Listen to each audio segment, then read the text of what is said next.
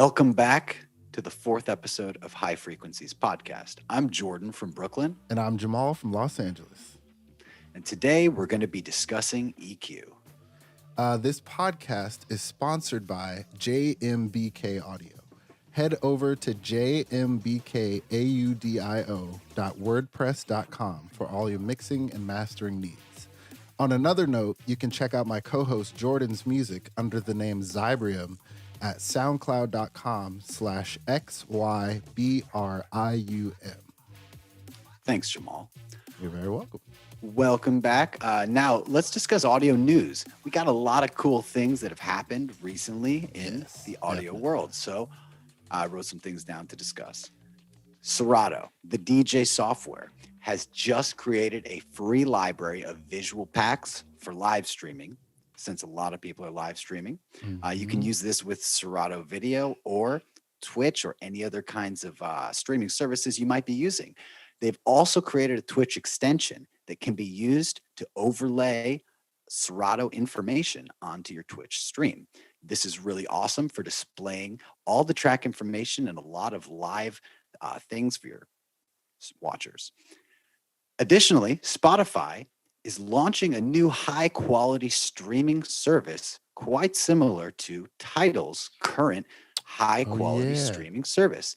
This will include FLAC or WAV files. They haven't specified. I would assume FLAC, but it will be streaming in a higher bit rate. This will be giving you more information per second and resulting in a more quality listening experience. That's it for audio news. Awesome. So today we're going to be getting into equalization. That actually, just to talk about some audio news, the biggest issue that I've always had with Spotify is that the quality is terrible. So it's really good that they're adding in some hi-fi elements. Yeah, that's going to be really awesome. I had Tidal for a little while, and when you could use Tidal and Serato and you could combine them to DJ, it was pretty cool. But it needed internet, so that was a little... That's always iffy in nightclubs. For sure. But, you know, it's we'll see how this Spotify turns out. That's pretty exciting, and I'm definitely going to give it a shot. Yeah, me too. So today we have a really cool episode. Giving you a quick rundown, we're going to be discussing EQ today. We're going to be discussing tone control, or just how to control your sound using EQs, kind of what they are. We're also going to be giving some technical information about them. And then finally, we're going to be leading out with some techniques, some stories, some experiences that me and Jamal have had with EQs in general. Yeah. So get excited. This is going to be an action-packed episode. Yes. Let's go. Most definitely. So Jamal, I got a question for you. Yeah. In your own words, what do you think of when you hear the word EQ? What is it to you? What is an EQ, and where do you find it? So for me, an EQ, I guess from a more consumer perspective, the most way that most people are familiar with EQs is in their cars. So you have that tonal control in your car where you have the bass, the mids, and the treble. That's an equalizer. That's an EQ. That's a specific type of EQ, but that's probably what most people are familiar with. But from a music production perspective, EQs are a specialized type of filter that allows you to kind of control the tones in your different sounds that you have going on in your music. Yeah. So for example, like say you have a guitar melody that's following along with like a piano melody for some reason. If you have those two instruments, they live in the same frequency range, and you can they kind of mask each other. They kind of fight with each other for the same frequency space. You can use an EQ to basically carve each one out of space so that you can hear the separate instruments individually. And that's really, to me, what an EQ really is. And when it comes to mixing, an EQ is probably like 90% of the tool that I use while mixing. For sure. For sure. I remember my first experience with an EQ, just being like you said in the car. I think that's generally everybody's. Yeah. If any experience, that's everybody has experienced some kind of an EQ in the car. Definitely. Now, as a kid, I remember trying to turn up the volume to make it more bassy, right? Or to make something else come out. Now, the problem with the volume knob is it also hurts your ears with the cymbals or Mhm. other things that get turned up with the single knob. Everything. Yeah. So when I discovered, whoa, there's a way to only turn up the bass, or wow, there's only a way to turn up this specific area or turn down maybe a specific area, Mhm. that to me was my first experience with an EQ, and it kind of registered, oh, they're little separate volume controls Yeah. on a small scale, three separate volume controls that sort of inhabit the areas that people are most aware of in the Yeah. mid range, the high range, and the low range. Yeah. And that, and a consumer perspective, is something that I feel allows people to kind of get into, or at least be exposed to, an EQ Yeah. and audio engineering in general. Yeah. Now, in terms, like you said, with using it in mixing, this is one of the most important tools, as we'll discuss, when you are mixing, because it can help things sit together with other things that Yeah. naturally wouldn't fit well. Yeah, definitely, definitely. And that's what we mean when we say tonal control. Is For that not sure. necessarily that we're changing like the notes per se or the actual like pitch of something that's being played? Like if you're playing in a C minor, it still is going to play in C minor. We're just talking about spectral on the terms of a frequency spectrum controlling the volume level across different frequencies. For sure. And that's another point to think about, is sometimes you might even remove, as we'll discuss, different frequencies from a spectrum with Hmm. this EQ, leaving other frequencies intact, Yeah, as we'll look at. And this is a really exactly. cool way to fit things together, kind of like a puzzle. And EQ lets you do that. Yeah, And you'll notice it on a small scale just in the car, just yeah, so you can inhabit the car, so yeah. you can crank up the music and not have it hurt your ears. You've created space for you, in a sense, using an Yeah. EQ. Or you can just turn up the bass. I've seen those videos, those like viral videos of the people who have the subs in their car and they just crank the bass and the whole For car is sure. shaking. Yep. I remember in college, my friend in college had a huge trunk rattle sub kind of thing. Ooh, We yeah. and we we were in audio engineering school, so we'd put in our earplugs and then Mm-hmm. we just like Smart. crank it and just Yeah. drive down the street like that. Yeah, I'm not that's sure if smart. it helps with the earplugs, but it I was mean, very fun.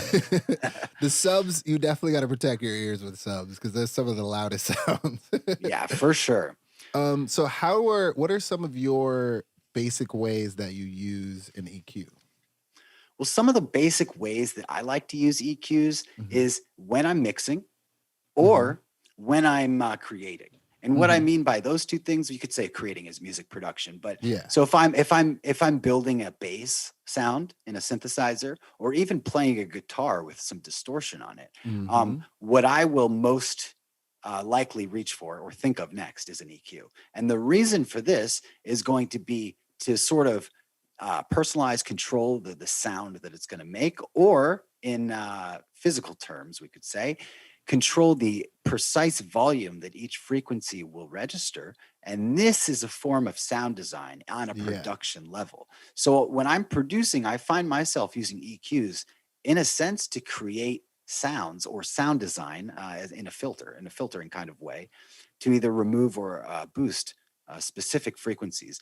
And then when I'm mixing, I'll find myself, as we discussed, using it to make room for things, to Yeah. make small things highlighted and other things more reserved in the mix, and generally a much more pleasurable listening experience. Yeah. Yeah.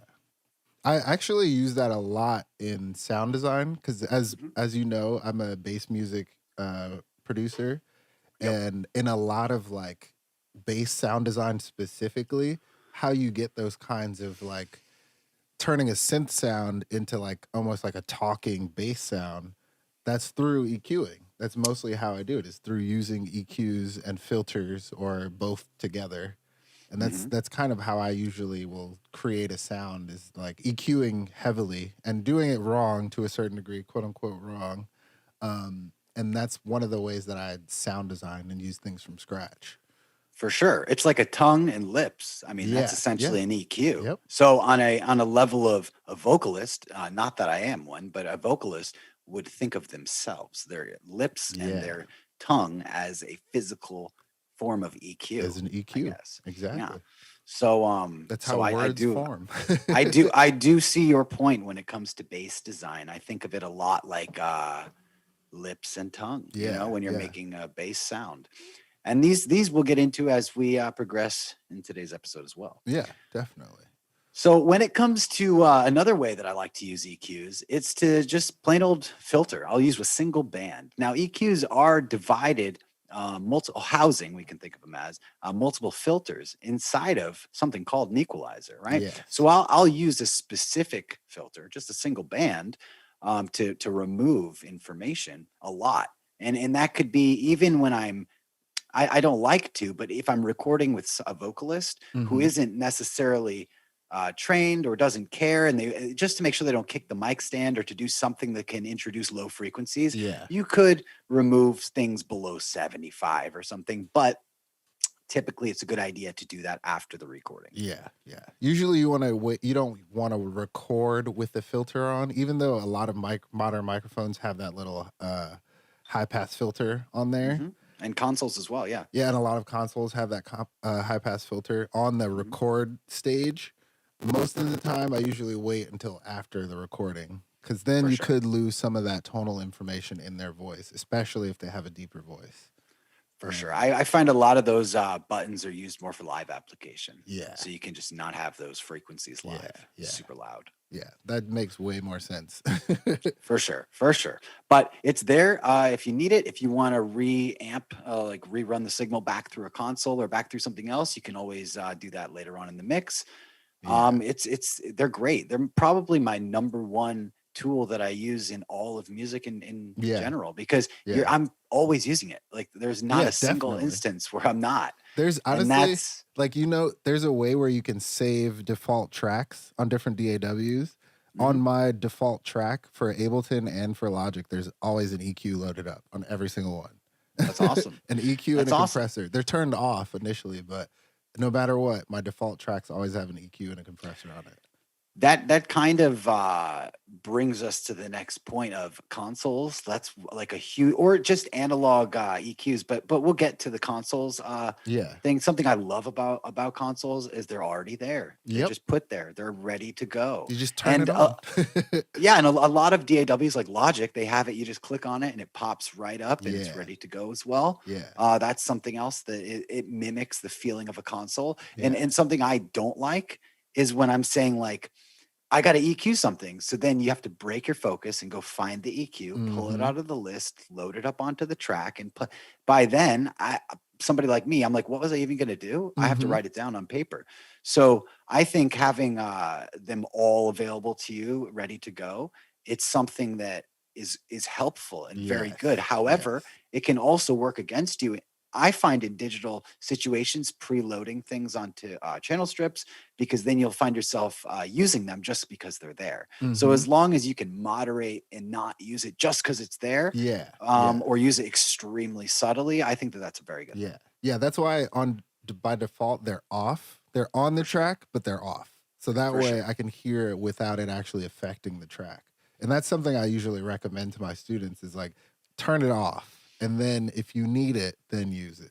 Because some people get into that habit of just using an EQ because it's there, because they think like, oh, I have to EQ it, right? Like I have to EQ everything. That's not necessarily true. It's more of a tool that gets used when you need it out of necessity.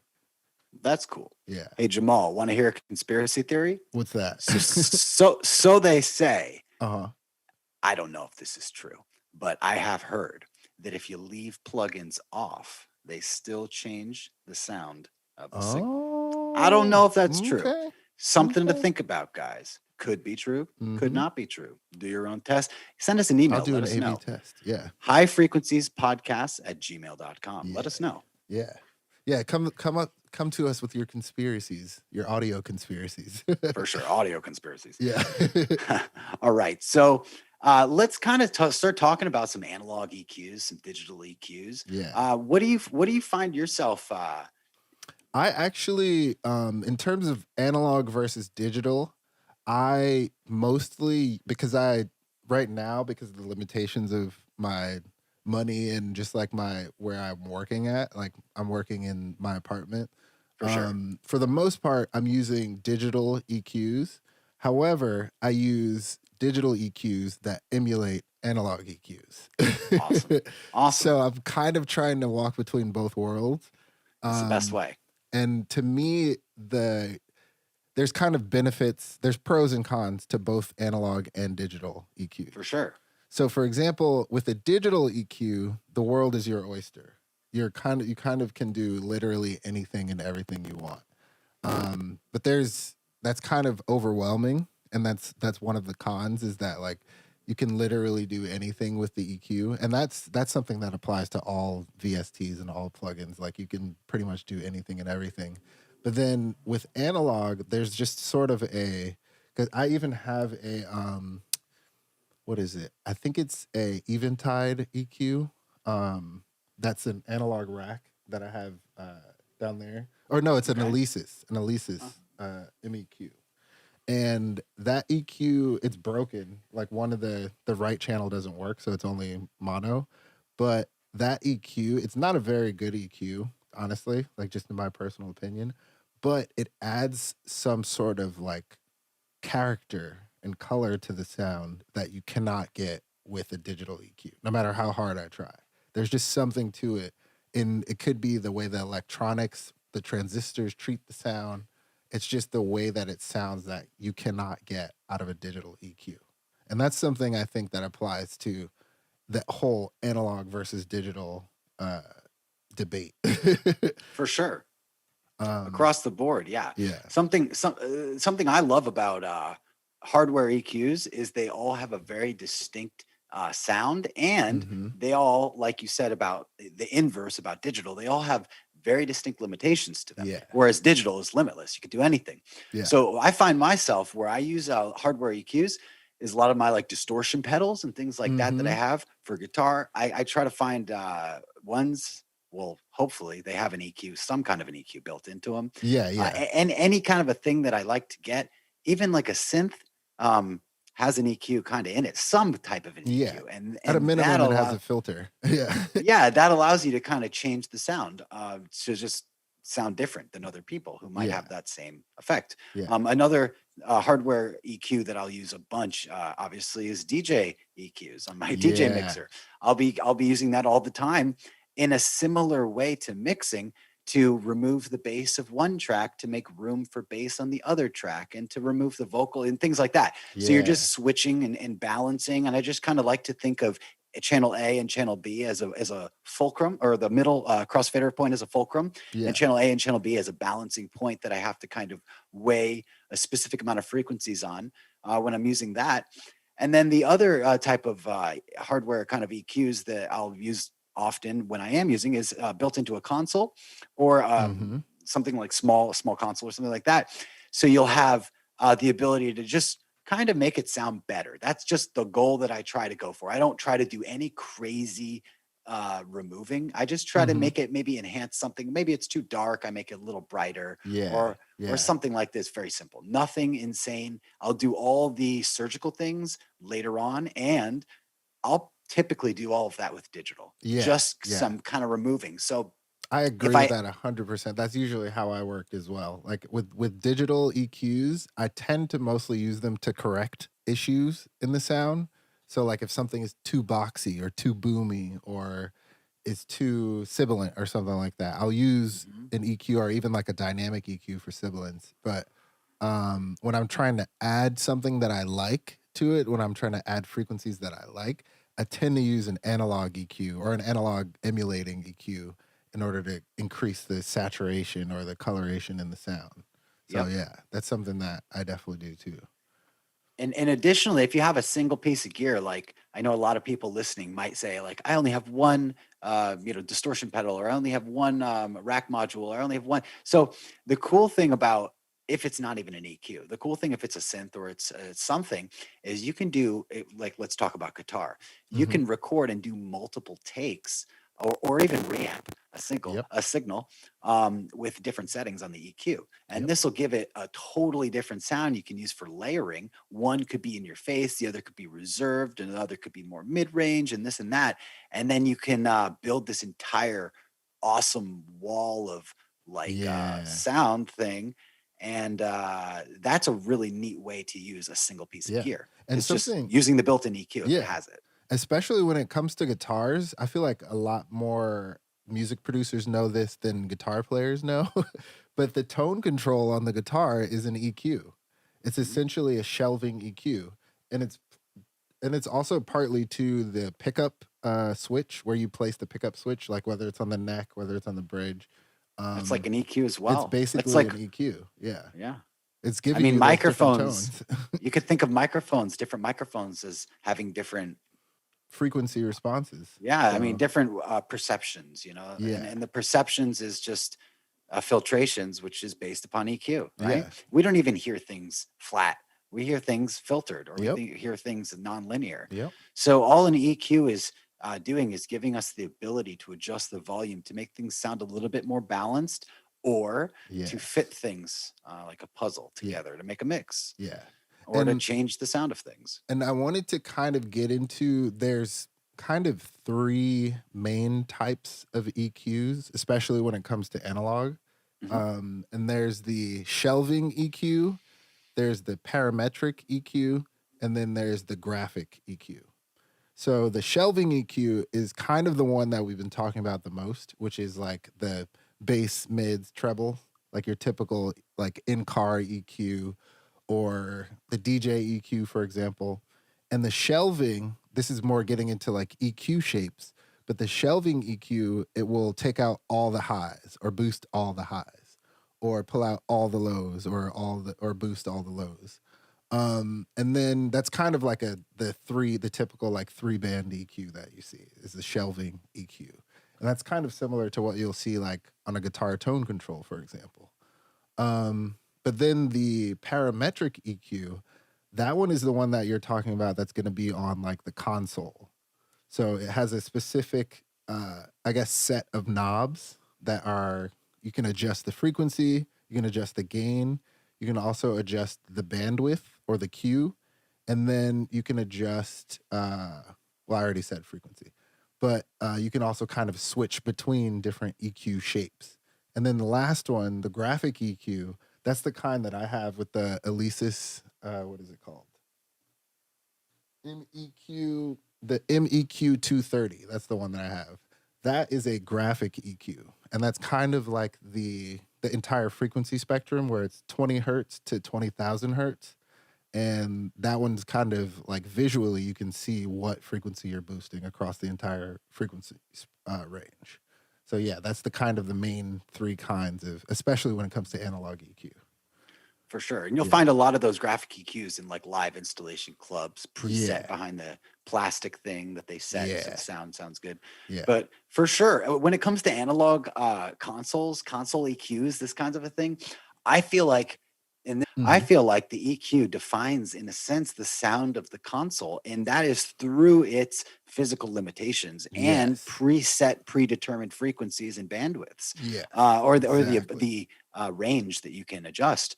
So something that sets apart the different SSL consoles, for instance, is just like the way that they sound as they were created through the different parts that they used over time, in addition to the different switches and the different ranges of the knobs. I know that one thing is the brown knob SSL EQ is different Hmm. sounding from the black knob 242 EQ, which the Yes. Yeah. brown knob was on the original SSL, and the black knob being on the SSL E series. The black knob having the button for the bell curves on the bottom end, versus the pink knob on the SSL-G series that Yeah. came out in the 80s. That's my And that favorite has one. the multiplication. You can make crazy ranges of frequencies. You could do like 21,000 hertz. Hmm. It's got a lot 40,000 more hertz on range, it. Yeah. and the gain ports are deeper on it. So there's like differences to the consoles. And then the amount of bands that they have, that an Yeah. EQ would have, and then the like Jamal had said, the filter shapes, or the what shape they are. Is it Yeah. a shelf? Is it a parametric? Is it a filter? And these kinds of things gives the sound of the console. Not Yes. to mention, you can see all of them at once on a console, which is Yeah. super helpful, because you could just look and say, "Wow, this one sounds too bassy. Let me turn down the bass over there," and you can work on two tracks at once if you wanted And to. kind of, yeah, So kind of work them together. yeah, so it's Yeah. very cool. The visual part. and it's very cool. The haptic feedback feeling part of a console. Yeah. In that opinion, especially limitations. I love having hardware limitations because for somebody like me with like ADD, makes me more creative. Yeah. Not being able to do everything. If somebody's Yeah. like, "Oh, you can only do this," then it'll be really creative and it'll be fun. And you But know if what? they're There's sorry to interrupt, no, but no, no, go ahead. I think there's something that's kind of beautiful in having limitations, For especially sure. in modern times. I forgot what the concept is called, but it's basically when you have too many choices in front of you, you kind of get overwhelmed. It's like the like if you go in, for example, like I know you live in Brooklyn, like you can go into a store that's like a mayonnaise store, and it's just hundreds of types of mayonnaise. There's like dill mayonnaise and garlic mayonnaise and this kind of mayonnaise, and you walk in and you're like, what do I get? Like, what do I want to put on my sandwich? And you'll spend an hour looking through hundreds of different types of mayonnaise. But then if you go to a grocery store and there's like 4 types of mayonnaise, you're like, this one, all right, I'm out. This one is on sale. This is the one. Yeah, You know? exactly. And you're like, this is the one I'm going with. And I think when it comes to music production, a lot of people get stuck in that like paralysis of choice where they're just like, I have all these things that I could possibly do. And so you end up getting no music done, or you end For up sure. spending My advice to 3 everybody months listening: on one sound. wipe your computer, reformat your whole computer, and then only install things as you Yes. use them. That's what I've done so many times. Like I have so many plugins, and if I had all of them installed, my computer, for one thing, probably wouldn't run, and for the second thing, I would not be able to find anything. Yeah. And it's cool to have like I have 10,000 or I have 100,000 plugins. Like who cares at the end of the Yeah. day? No one, Because yeah. I probably No use one's like going to use 20 of all of them. them. Yeah. Yeah, I mean, so it's like you only use put the ones that you use, and it's cool to have 48 synths, but I probably use like 5, Yeah, in my entire exactly. life. So use the ones that that helps you, and it helps limit you. Yeah. And that's something that in the digital era, in the digital age, is super hard to find limitations. People even have to get that weird screen time thing to see how Yep. long you've been staring at your phone because Mm-hmm. we are so addicted to the infinity of digital. Yeah. So this is what's something that can help limit you is one that, and two, using kind of the analog style virtual analog plugins in a digital audio workstation. And this Yes. only gives you 3 options for an EQ or something. Yes. So it does contribute to that limitation. Yes. And that's something too I've been trying to take into my own music. Not necessarily my like more electronic stuff, because I tend to like a more digital sound with electronic things. But I also have another moniker that's all lo-fi hip hop and just like lo-fi chill beats. And Awesome. so like it's me playing guitar and like playing piano, and it's kind of getting back to analog roots. And I have this tape machine that I've been using, and because of the limitations, there's only 4 inputs on it. So there's only 4 tracks that I can track onto at a time. So I have to end up doing that thing where it's kind of like the Beatles used to do, where you would have to bounce down onto another track. Oh yeah, same. And Yeah. so I This would is have to like record one take, get it right, and then record it again onto this tape so that I can have up to 8 tracks, and then I will record it into Ableton. And that's so like it's kind of intentionally giving myself those limitations. sometimes that's the best way. I'm Yes. starting a metal band with my friend a long time, and I got a 4-track Tascam recorder with Oh only 2 yeah, inputs on it, nice. and it Yeah. is like amazing because it's so limiting. It has nothing, and I'm Yep. only using that, and I'm Yep. just like, this is what I'm going to use to record. And it's great because when I have Ableton, I swear I would be like time stretching and like I'm going to shift this so it sounds on Yeah. point. It's like, Yep. nope, you can't do You that in a can't. multi-track. Yep. And not even an EQ. So having the limitations of not even having an EQ in my multi-track that I'm choosing to use for this project is I'm Yeah. using the amp, I'm using the pedals, I'm using something else besides something, and it makes me more creative. So Yeah. versus when I make dubstep, it's like whatever, anything goes, just make it sound good. That's kind of what I try to do. Yeah. Being in this is a whole new like you said, and it's great to, I think, have an analog project that forces you to be Yeah. creative and evolve, Yeah. and also go backwards to be where you started, if that's where you Yeah. started. Yeah. So Yeah, that's kind of where I started. Like I'm sure, because like I'll say like 80s, 90s babies, we all remember where you're like sitting on the radio and you're trying to catch your favorite song on a cassette tape. So like right at the right moment, you're like, oh yeah, I got my song. And you would Or a make these like, VHS movie. Yeah. or yeah, or movies too. Yeah. Like I feel Yeah. like kids today they kind of miss out on the magic of that like analog, like I have to catch it right now because it's Mhm. not gonna play for another 12 hours. You know what I Oh mean? yeah, and you have the TV guide. Well, I used to have like TV Yeah, guide and TV record guides. movies and stuff all the time from Yep. that. Yep. And then and then I would record like skate videos as a kid and then take my Yeah. PlayStation and put a CD in it and record the soundtrack to the video camera through that way because it would play. Yeah. It's I've pretty seen that. weird, but Yeah, PlayStation that 2 that used to be that's able to do probably that. not how you do videos today. But it made Yeah. me feel cool then. And it's Yeah. like if you feel cool about your art, I think it helps you perform better and promote it better because you feel like it's a more solid product. Yeah. Yeah. So be creative, be Yeah. limit yourself, go Intentional analog, do some limitation. stuff, Yeah. Yeah. but Try also it be able out. to do digital because that's how you save the analog, in my opinion. Yeah. Is once you're like, this is great and I'm creative. After I record on that multi-track, I'm definitely gonna mix it and make it Yeah. sound normal. And use some But, EQ. but it's the creative process that you're trying to get. It's you're Yes. trying to get something out that doesn't normally come out, and that only happens when you're stranded on a deserted island with 5 things. Exactly. Exactly. Yeah. All right, so let's go All to right. a break. Let's Yeah. jump to a break quick. Yeah. Let's take a little break. This podcast is sponsored by Psychosis Music, which is the project of my co-host Jamal Taylor. Psychosis is an artist off Bass Tap Records with a remix album coming soon. Jamal Taylor also specializes in mixing, mastering, and production for multiple genres, including pop, hip-hop, R&B, and electronic music. For inquiries, please email drpsychosis@gmail.com. That's drcykos@gmail.com. For more information, visit psychosis.net. Thank you very much, Jordan. Appreciate that. All right. Yeah, of course. Yeah. All right, guys. So welcome back. What we're going to be talking about for the rest of the show today, we're going to be talking about techniques, experiences, and some stories with EQ. Yes. So with some techniques, Jamal, what are some of your favorite EQing techniques? My absolute favorite technique.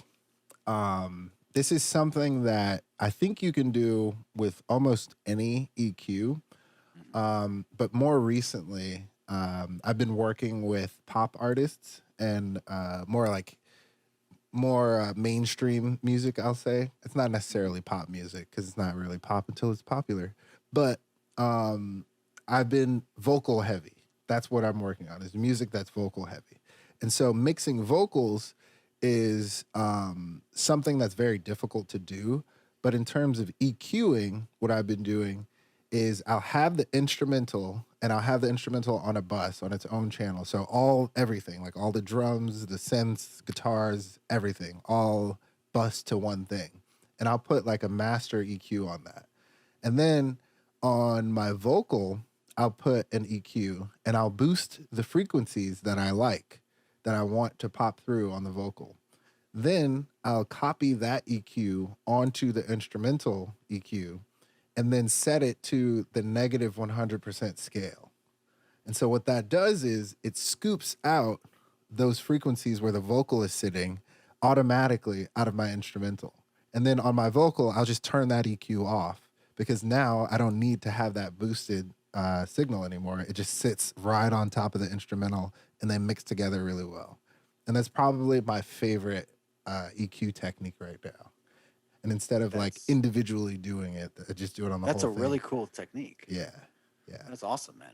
So for all you guys listening, give that one a shot. That's really cool. Try it out. Something I like to do is I like to think of things as like stacking them on top of each other, or a sandwich, or not a sandwich with no bread on the top, maybe like a pile of things on top of a piece of bread. And what the bread would be in this case, or what the bottom piece would be the sub. So I like to think of things as the sub having the most content, and then what sits right above that, because the whatever element sits right above that. Now, keep in mind, when I'm mixing, which is when this would be taking place, I'm ordering everything by frequency. So I'm having all my low things together, kind of going from sub and building up all the way to the highest part, which is the metal or the cymbals. Yeah. So with this, I will be very, very certain not to filter. And what this means, you're going to have to filter at some point, but Yeah. not to noticeably filter. I'll do shiltering, or I'll do gentle tapering of the low end with a shelf, resulting into a secondary curve of a filter. Yeah. And then what I'll do here is I'll blend in that bass line you have, whatever low frequency element you have, with the sub using shelving. Then Mm-hmm. right above that, I'll look at the next element. Now, the next element you might think might be another track, but it could actually be a parallel aux, like a send or a return. Mm-hmm. So let's pretend you're making dubstep and you've sent out your bass to a return track for processing, parallel processing. Yeah. So now I'll think, oh, wow, there's two things happening at once. The second thing is a duplication of this bass. There can only be one low thing if you're thinking of bread or whatever's on the bottom. Yeah. So I will go into that parallel process and I'll remove more than the actual sound feeding into it, which has less than my sub bass. Yeah. And I will continue this process until I reach the cymbals. Now, when it comes to that end, I'll start thinking about the top end. When it comes to, you don't want to leave too much. Okay. So a lot of people would say, a lot of people would be like, make it natural. We hear 20 to 20K. Well, I'm going to kind of blend a story in here. Mm-hmm. There was a point in my life where I really believed that. And I said, everything needs to have full frequency. So I didn't really care about that top end. Yeah. And when I remember one time playing one of my songs live, being like, this is great. And everyone, right as the riser came, I just saw people putting their fingers in their ears. Like it was like deafening. And this, I remember, taught me you should definitely take care of that. So ever since then, I'm always like, all right, make sure you check out that high end. Make sure you don't make it, because it's deadly. It's painful. It's going to hurt people's ears, especially when it's really loud. So although a lot of people focus on that low end, like I just told you, it's so important to focus on the high end for applications where you're cranking it super loud. You don't want to damage people's ears. So I start thinking about that when I get up into the upper frequencies. And it's not really a technique, but it's sort of my workflow. And that's something that is in itself a technique. So that's definitely. Yeah. I agree. I think that's something too that I've learned from, because in the beginning, when I first started really being serious about music, I put out this EP called the Highs and Lows EP. And there's this one song that did really, really well called The Raptor. And it was heavy on the sound design. Like I did some really like interesting things with the sound design. But then in like the bridge section of the song, I was kind of just letting the sounds naturally be what they are.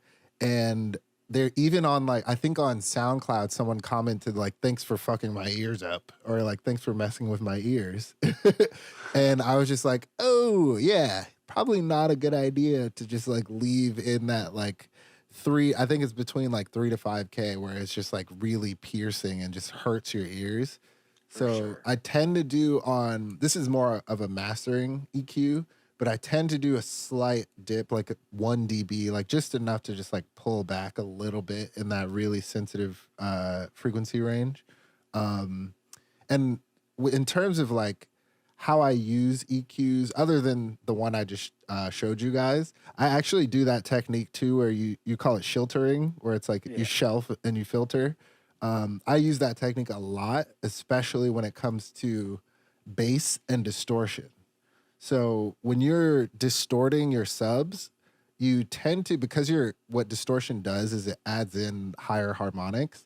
It kind of tends to take away from those sub harmonics. So what I started doing was I'll have my sub channel, just a dry sub, and then I'll send it for parallel processing.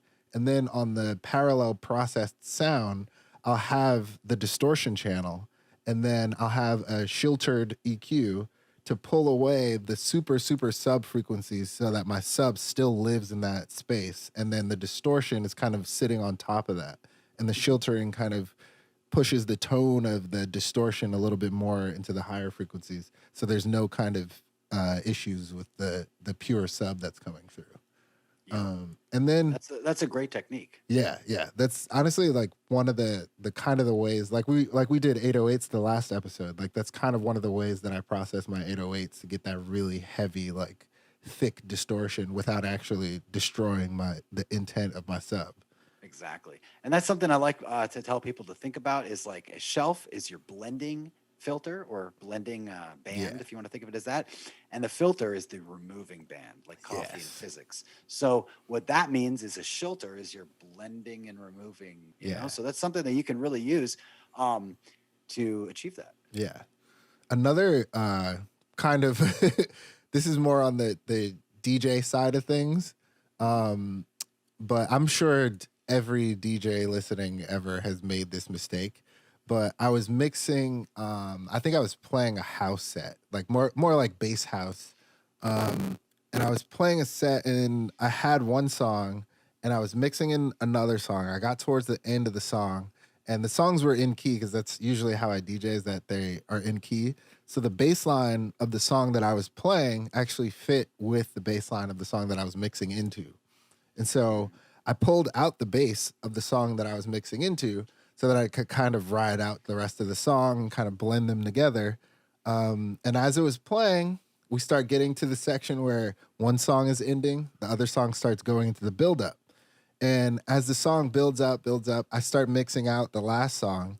And then it comes to the drop of the next song, hit the drop, no bass whatsoever. And the whole club is just like no kick, no bass, no nothing. And I was just like, oh my God. And I had to just like scramble and just like crank up the bass in the last second. And then everybody was like, yeah. But like you could tell at first, like looking at people's faces, they were like, did something go wrong with the speakers? Like, Oh, we've all done that. It's just so like in the moment, it's so embarrassing because you're like, yeah. oh my God, why did I just do this? It's the best way to learn something. Yeah. I have a similar story. I was in a DJ crew. Shout out to Boombox Saints. Shout out to Deuce Leader. And I was we would get all these shows. We would get a lot of shows. There was 4 of us. We would split it up between us, and we just go take whatever club was available that night. So it would be packed all the time. And we're playing top 40 music. So we're playing whatever they want to hear. It doesn't matter. I played everything from pop to rock to country to hip hop to trap, you name it. Yeah. So I was like, I'm going to make some top 40 remixes because this is going to be great. And I'm going to start playing my original music because I got like 600, I got like 1,000 people at these shows every night. I want to play my music and record it on a phone, and it's going to be so cool. I'm going to feel great. Oh, man. So I get a bunch of songs that I had made, and this is before, so I started mastering them in big quotes, air quotes. And I went to go play them. Everyone's dancing. And I flipped to my song. That's totally packed club. Right as I flip to my song, everyone stops and just looks at me. What? And it was the worst feeling because it was not a good, it was not a look like, hey, this is great. It was a look like, what are you doing? What has happened? Oh, no. What has happened? And I instantly, that was the quickest song I ever played. It would lasted about like 10 seconds and I flipped to something else. Yeah. That's one of those. Yeah. So that's how I learned to master is through just doing that until, cause I was like, I have tons of options, tons of time, I was playing shows. So I was like, I'll make a remix and slowly years and years. No, a while went by. And one day I remember nobody looked and it was the best feeling ever. And I was like, then I thought, okay, everyone else experiences this every time they release a song. Yep. But that was my moment where I was like, okay, it helped me understand. This is the one thing, guys, listening. I think the best way to learn is to just fail. So you have a story about it. Fail miserably. And then get up and try again. And you're going to look dumb, but it's cool later because you have a story about it. Yeah. Like, look how dumb I looked. And then you feel a little better about it because now I can at least make it sound good enough to play. Then nobody will look. That's one of those things too. It's good. Yeah. That's one of those things too that I'd share with my students all the time is like, get up there and fail. Like just keep failing over and over and over. But the key is to learn from those failures. For example, you learn from your failure. And like I have a similar story to that too, where like this is something that, especially in the beginning, or this is like 10 years ago, where I didn't really know how to mix, didn't really know how to master. Like I was pretty good at making music because I'd been making music for a while. But the issue was the mixing and mastering. It wasn't necessarily like the actual songwriting that wasn't very good. It was just the technical like quality of the music. So I would be DJing, I'd be out playing shows. I was playing a show at least once a week. Like in the very beginning, I was just like saying yes to everything. Whether it was free, whether it was paid, I was just like, yes, I'll do it. Yes. Like I just wanted it that bad. Yep. And so because I was playing so often, it gave me the chance to fail a lot. Like it gave me the chance to play a song that was not mixed or mastered well, watch the crowd stare at me like, what are you playing, dude? And then be like, okay, so that mix needs to be tweaked. Let me move to the next song. And over time, like I learned through the process of just trial and error of how to get a better mix and how to actually make it sound good in different clubs. Like if I it sounds agree. good on specific system, if it sounds good on this system, it sounds good in the car. And it's just over time, like doing that process, even though it is very embarrassing, I'm not gonna say that it was easy.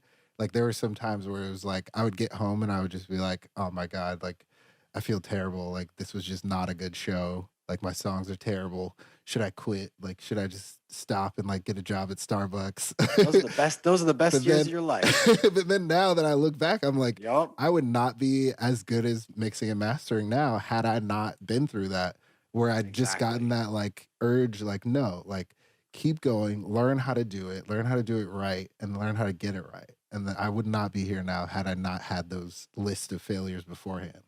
So yeah. Even with streaming now, guys, you guys can get out there and you can Yeah. stream, and it's not like I mean, it's not the same as a show with people I mean, there are people watching and they're not staring at you, but Yeah. in some way they are. So it's Yeah. just cool. Get out there, play as much shows as you can. What helped me a lot is having residencies, is having the ability Yeah. to be part of a DJ crew that Yeah. got me shows and that put me out in front of people every night. Just Yeah. get in any possible way you can to be playing shows and to be getting out there and Yeah. failing as much as possible And and learning from those especially in the mistakes. beginning, yeah. Especially in the beginning, just say yes to everything. For sure. Just try everything. As you For get a sure. little bit more experience and as you get a little bit more value in what you know how to do, then I say like start charging. Like start actually charging a real rate, like a rate that's kind of goes with what your skill set is. Like, for example, Carl Cox should be charging thousands of dollars to DJ. But like if you just started DJing a year ago, like you should be charging like 200 bucks. You know what I mean? Like you shouldn't be charging as high as some of the other people. But yeah, in the beginning just do everything you possibly can. Like for example, I think my first DJ gig ever was a high school talent show. And like I lugged cases of vinyl, like milk crates full of vinyl to like on the bus too. Like I had my mixer and my turntables in this backpack of mine. And then I got on the bus with two milk crates full of vinyl. And it had like Soldier Boy and like just like music from that time. And it was just like I was so happy too. Like I got there and they like walked me in and like it was really fun. Like we set up everything and like that was my first DJ gig. Like I spun vinyl at a high school talent show. I was like the host too. So like in between the acts, I'd be like talking and like making jokes and like scratching on the turntables. So like it was one of those things where like I look back on it, like while it was happening, I was super embarrassed and I was just like, oh my God, like what do I do? Am I doing this right? Like, is this going okay? And like I was drenched in sweat. But like looking back now, I'm like, that was like the ideal first situation to DJ in, like outside of my bedroom. Yeah, yeah, yeah. My So, first experiences with DJing, I was part of a DJ mobile service thing, and they mhm. sent me out to these weird birthday parties, and Oh I had to yeah, do yeah. with all my stuff. I was on CD players back then, doing CDs, and then I just went to clubs and I started telling them I was a DJ and I wanted to Mm-hmm. play there, and it was like dead clubs, like nobody was there. Like there was like two people that came the whole night, Mm-hmm. and the club was like, we're not going to have you play here again. It was not like a good Oh, because okay, yeah, I didn't know. I just failed. I was just like, at least I'm going to show up with my turntables and just do yeah, what I can, yeah, do yeah, the best I can. It was not that bad, but yeah, nobody came. You know, yeah, I wasn't a promoter, so I think that that's the best possible places to get experiences dead Yep. clubs Yep. or just not Or being afraid. 5 people are there. If I had waited until I was good enough to perform, I would probably still be waiting. Yep. Like, because Yep. I'm still like in my head, like you're always going to be like, anyone could do this. I'm never good enough. That's part of, I think, if you feel that before you get on a stage, you belong on the stage. If you Yeah. feel nothing when you get on a stage, you shouldn't be on a You should stage not be there. Yeah. for sure. Yeah. Because that feeling, that turns into fuel. I feel Yeah. like that, Yeah. that like, what if I mess up? That turns into fuel Yeah. of like, this is going to be great. Yeah. There's So, honestly like I've as a technician, like a playback technician, I've toured the world. I've been around the world with huge artists, and they will, before they go on stage, you can visibly see that they're nervous as well. Like it doesn't matter how many shows they've played, doesn't matter. They could have filled stadiums full of people, and they've been shown time and time again. Um, they get nervous still. They still get stage fright. Like it doesn't matter how big of an artist you still get that same level of like a little a bit of rush. fright. And it's just like, to me, that shows like you should be on stage. Like the fact that you're afraid, the fact that you're like, I could this up, but I'm gonna do it anyways. It's a free Yeah. rush. You get to get up on stage, and I love that rush. But I would, in some situations, if you're in a bad mindset, it could be horrific feeling. It could Yeah. be like, because Yeah. it's like being on a roller coaster. If you're like, if you were like really sick and you're throwing up and you like have a throwing up bug or something, and you're like, I'm Yeah. gonna get on a roller coaster. That would be the worst possible experience Yeah. probably. Versus if you get on a roller coaster when you're normal, you'd be Yeah. like, well, that was really fun. So it's very similar, I think. That Yeah. rush is like, wow. And I think part of the reason a lot of people struggle with, you could call it stage fright or you could call it that rush, is getting into a good mindset beforehand. Yes. Because Yeah. and I think some of the best shows I've ever played in my life, I was like so angry before I went to play, and it's Yeah. like Yeah. Yeah. the rage just turned into like pure fuel Energy. for that night. Yeah, and then Yeah. but other nights, being in a good mood, always being in a good mood, I think is the way to play, especially when you're a resident at a club. You don't want to get there and be in a bad mood. You want to like, and another thing, if you're a resident at a club, clean up your booth every night before you leave Yes. and Oh shake my everybody's God. hand Yes. goodbye. Say hi when you get there. Don't overuse your drink privilege. Don't get Yes. drunk. You know, Yeah, don't there's get like a hammered every night. yeah, there's like protocol. It's a Yeah, job, but I think that that's important too. yeah. I mean, one thing too that you said I think is really important, and it's maybe something that I don't practice as much as I should, but like just the simplicity of cleaning up at the end of the night, like For put all the sure. cables away, like make sure you pack everything where it's supposed to go. Like just taking that little bit of extra time makes your life easier, so much easier the next day. Because say for example, you're really nervous and you can't find the cable you need. Now you're doubly nervous because you're like, I can't find this one cable that I need to DJ. Like, oh my God, this is gonna make my life so much harder. And then now you're thinking about that instead of like, what's my first song gonna be for the set? What am I gonna mix into? So your mind kind of starts to stray off from where it should be if you don't have that kind of thing together first. These are just I like small fully agree. tips. And that applies For to studio work too. Like it's not for just the all you guys DJing. listening, have a life box in your DJ bag. And what the life box is like a box for emergencies. Yes. Everything I keep in my life box, put screwdrivers in there, put Advil, put Tylenol, Yes. put a Tums in there, put something edible that you can eat in there, Yep. put a bottle of A water little in there, Cliff put Bar. every cable, Yeah. every adapter, Yep. anything, phone An charger, extra USB with your set on it. anything you can physically think of, put it in that box and then just put it in your bag, put it in the basement of the club, do something like that. Yep. And no matter what happens, you have that emergency box to go to, and Yep. that will take away all of your problems and worry, and then you can focus on the set. Yeah. Yeah. Just my advice. Good tip. That's a good veteran tip right there. That's like yeah, dude. Well, so when it comes to digital application of EQs, some of the techniques I find myself using, mhm. back on the topic Yeah, of yeah, EQ, yeah. Let's get back to is EQs. is I find myself after we've recorded, after we've done all of the possible things we can, and keep in mind when I'm recording, I might use an EQ built into the piece of hardware as a tonal enhancer to make it sound the way I want, or Yeah. as something to make it sound different from another take I did, or we've discussed this already. Then what I'll do is I'll take these recorded stems and I will apply digital EQing to them. And the goal being to clean. The Yeah. goal being to clean up. So when people are recording, or even I'm mixing or mastering their projects for them, I'll get a lot of people saying like, "Hey, what should I do when I'm recording? Should I record with an EQ? Should I record with this, with this?" And I'm saying, it doesn't No. matter if you have a bad mic. It doesn't matter if you have an untreated room. It doesn't matter what you have. Find a way to record as much as you can of yourself, but not the air conditioner and not other things. So Yeah. if you're able to record 100% of yourself, I'm able to take away things I don't want or shouldn't belong in the mix or I see fit. And that is something that I feel is in the mixing process and the mastering process is the digital application for EQ. You can still use analog EQ to additively boost things, which you should.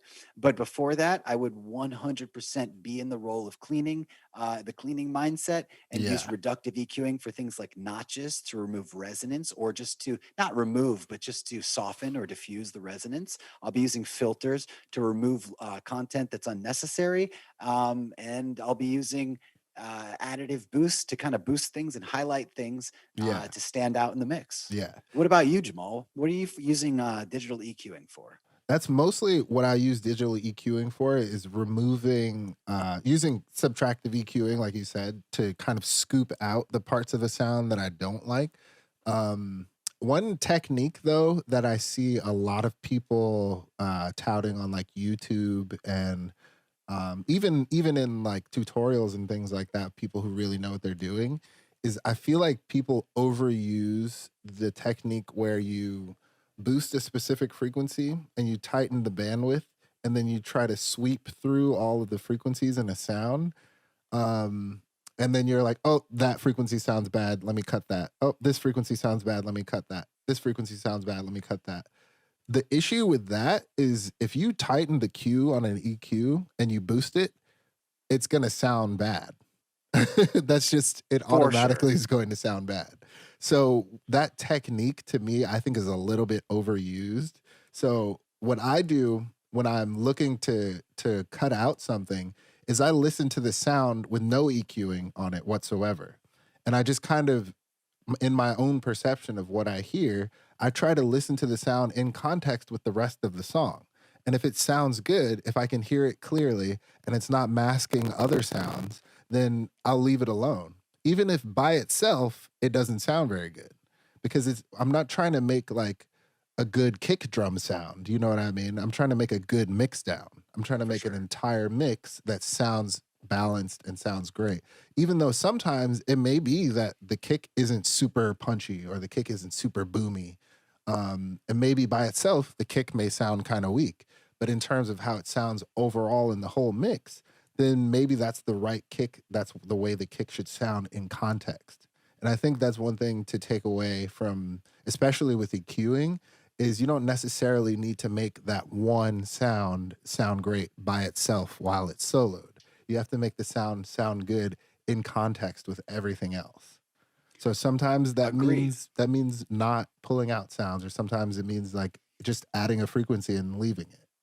So yeah. Agreed. On the flip side, you can use that incorrectly, I would think it would Mm-hmm. be, to just open up the bandwidth of something like that, like Isotope, where you can hold Option or one of the buttons and then you can just isolate a sound in a multi-timbral sound source, even like a vocal. You could just isolate the words and find what is the important information. Or in Yeah. things like a drum loop, you could just isolate the tom drum or the snare drum, and you could find where it exists and what other parts you can remove without turning down all the EQ knobs and then like doing it that way. Yeah. So I'm not sure that's the way that it's intended for. It's probably just intended for whatever way you use it. Yeah. Point of it is there's a flip side to it. Yeah, that's one thing too. That's another way I use digital EQs. I have the because I use Isotope as well, but I have the Fab Filter series. Great company. Fab Filter, the Pro Q is just phenomenal. I think they just came out with the Pro Q3. I don't have that yet, but I have Pro Q2. And Pro Q3 is great. Yeah, and I think you hold Command and it has this like little headphone cue thing, and you can isolate the frequencies that way. I do it that way sometimes too to find it, because the Fab Filter EQ is so surgical that Oh, you I can know. really, really dial in and just like, and it's one thing too with digital EQing that I like as opposed to analog EQing is what's called transparency, or some people For will call it sure. honesty, where it's like you don't hear the EQ. And that may sound weird to some people, but not hearing the EQ means that the sound gets to be the sound. And the EQ is really just removing the thing that doesn't sound good and not touching the sound. And that's For one thing I sure. like about digital, like surgical sounding EQs. Fab Filter, especially. Shout out to Fab Filter. They're a great Yeah. company. All their stuff is super transparent, super clear. The people who Yeah. work there are really great. Yeah. I think uh, they apply a lot. They give you a lot of bands. They give you 24 bands Yeah. in the Fab Yeah. Filter. It's like ridiculous It's the amount of ridiculous. EQing you can Yeah. do. Uh, but even that in itself is a sort of limitation. It's not an infinite bands. Typically, guys listening, there's maybe like 8 to Eight. 12 bands in Yeah. a EQ, maybe four, I don't know, 4 to 12 bands in a digital EQ. Yeah. But this one has 24, and it's really good for crazy surgical stuff. It's good for Yeah. production, and you really can't hear it unless you enable specific Intentionally. options to Yeah. hear it. And Yeah. it's very cool because by default, it's hard to get plugins that don't make a sound. And you Yeah. might say, I want it to make a sound, but not if you're taking things away, as we were talking about in this, and Exactly. reducing Yeah. things. So I do commend Fab Filter for that. There's a lot of other companies out there. There's a lot of companies like Waves, and they Yeah. make a lot Waves of makes plugins great that are things good too. for adding things. And Yeah. additionally, they make digital applications as well. When it comes down to it, guys, the most important thing to know, less is more. Don't overdo it, Yes. because a lot of people overdo it because of Yeah. the range on the gain and the range of the frequencies, and they want to add all 24 bands because Fab Filter has 24 bands. What it comes down to is less is more. Moderate your behavior with an EQ and just try to make it sound natural.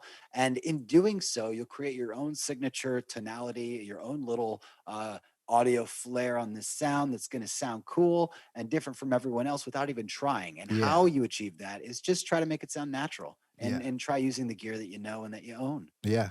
And one thing too, I think going along with that, with not taking it too far, is take time with it. I think a lot of people want to just like do it and then move on to the next thing. Like just sit there with the sound for a while and just kind of adjust the parameters and really take the time to critically listen to what you're changing. And just take the time to just sit there, hear it, listen to it soloed, listen to it in the mix, make sure that it's really doing what you want it to do, and then move on to the next thing. Because I think a lot of people, especially in modern times, because you can do things so quickly, people just move on to the next thing and they're just done. But you can really, really push a sound if you just sit there with it for 10 minutes and just mess Don't with take it. too long. Don't take too long. That's why I'm saying 10 minutes, not 2 weeks. You know what I mean? Just 10 minutes of tweaking and just sitting with the sound and really enjoying it, and then move on. Like moving on is still important. Like you It's very definitely, important. If the sun you goes have to down and move on. comes up, it's been too long. Yeah, exactly. Usually I actually started doing this recently where I give myself 30 minutes and I'm like, I have this list of tasks that I have to complete on this track. I'm gonna give myself 30 minutes. I'm gonna get through as many of these tasks as possible. Then I'm gonna get up and like go to the bathroom or like walk somewhere or just like move in general. And then I'll come back to it later. And so that like 30 minutes gives me the time to really sit down, focus in, get something done, and then stop. That's Or awesome. move on to a different track. I try to do 10 minutes every 50 minutes. So that makes an hour. So it's like Yeah. 50 minutes, take a 10-minute break, 50 minutes, take a 10-minute break. Yeah. It's something I like to try. Yeah. But all right. Well, I hope you guys enjoyed today's podcast. Yes. Next episode is going to be great. Get ready for it. We're going to have some awesome stuff for you. If you have any questions, any comments, any suggestions, feel free to reach out to us. highfrequenciespodcast@gmail.com. We would love to hear from you. Additionally, you can also send us your mixes. If you want to know information about something you're doing, if you want some help with some sounds you're creating, some masters that you've made, anything, send us an email. Yeah. We'll talk about it on the show. You will have some interviews here too soon, so get ready for it, and it's going to be great. Yeah, it's going to be awesome. This podcast is also brought to you by the Garnish Music Production School. If you guys liked what you heard during the podcast and you want to know more, sign up today for a music production class and receive 5% off with the code HIGH. That's HIGH. All right. Yeah. Definitely check out Garnish. It's a great school. Yeah. All right. We will see you guys next week. All right. We'll see you guys next week. Have a good one. All right.